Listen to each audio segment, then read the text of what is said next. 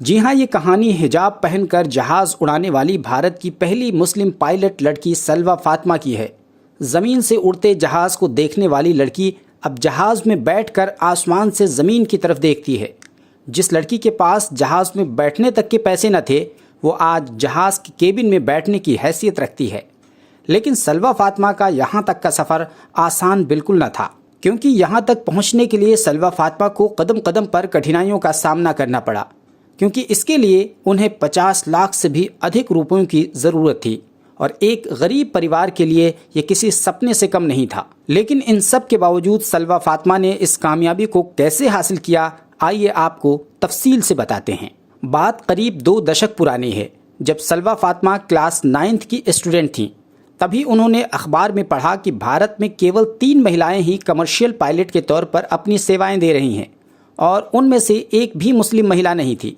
तभी से उनके मन में ख्याल आया कि क्यों ना डॉक्टर, इंजीनियर जैसी परंपरागत लाइन को छोड़कर किसी और फील्ड में जाकर अपना करियर बनाया जाए। उन्होंने एविएशन क्षेत्र में जाने का फैसला किया। आखिरकार उन्होंने ठान लिया कि अब मैं मुस्लिम महिला पायलट के तौर पर अपना करियर बनाऊंगी। आपको बता दें कि सलवा फातिमा तेलंगाना राज्य की राजधानी हैदराबाद में एक किराए के मकान में रहती थीं।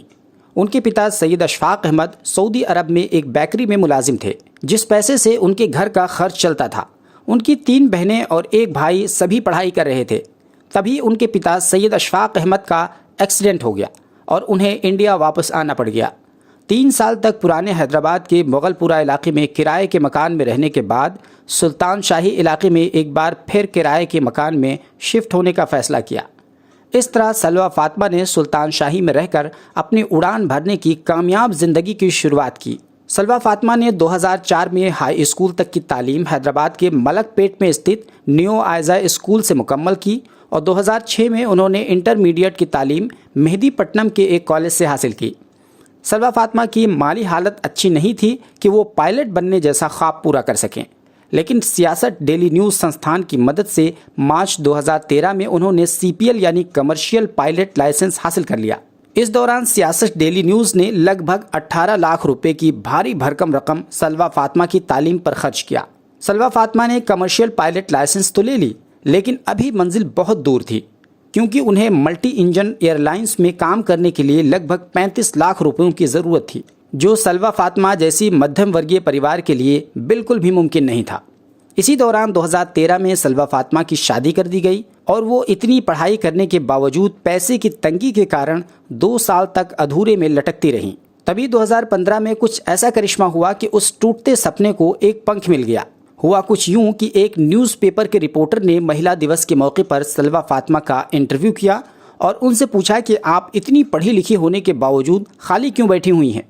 उसके जवाब में सलवा फातिमा ने बताया कि वो मध्यम वर्गीय परिवार से हैं और आगे की पढ़ाई के लिए 35 लाख रुपयों की पहाड़ जैसी पूंजी की ज़रूरत है, जो हमारे लिए बिल्कुल भी मुमकिन नहीं है। आखिरकार ये इंटरव्यू अखबार में छपा और ख़बर तेलंगाना के मुख्यमंत्री KCR तक पहुंच गई और मुख्यमंत्री KCR ने सलवा फातिमा के हौसलों की कदर की, एक इंक्वायरी कराई और सब कुछ सही पाने के बाद मल्टी इंजन टाइप रेटिंग के लिए KCR ने 35 लाख रुपयों की स्कॉलरशिप वाली राशि सलवा फातिमा के हाथों पर रख दी, जिसकी मदद से सलवा फातिमा 2016 में पहले 15 दिनों के लिए न्यूजीलैंड गईं और वहां से मल्टी इंजन टाइप रेटिंग की ट्रेनिंग लेकर इंडिया वापस आईं। उसके बाद एक दूसरी ट्रेनिंग के लिए वो बहरीन गईं और बहरीन से वापस आने के बाद 9 माह तक दिल्ली में रहकर एयरलाइंस के एग्ज़ाम की प्रक्रिया पूरी की।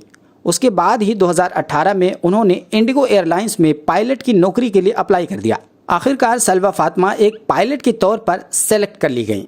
इस तरह 10 साल के लंबे उतार चढ़ाव के बाद पायलट बनी और कमर्शियल पायलट के तौर पर आज वो इंडिगो एयरलाइंस में जूनियर फर्स्ट ऑफिसर पायलट के तौर पर काम कर रही हैं, जहां उन्हें हर माह 1 लाख से भी अधिक तनख्वाह मिलती है। और जहां तक हिजाब के साथ पायलट जैसी नौकरी करने की बात है, तो वो एक इंटरव्यू के दौरान बताती हैं कि अब तक उन्हें हिजाब को लेकर किसी तरह के भेदभाव का सामना नहीं करना पड़ा है, बल्कि इसके उलट हिजाब की तारीफ की गई है।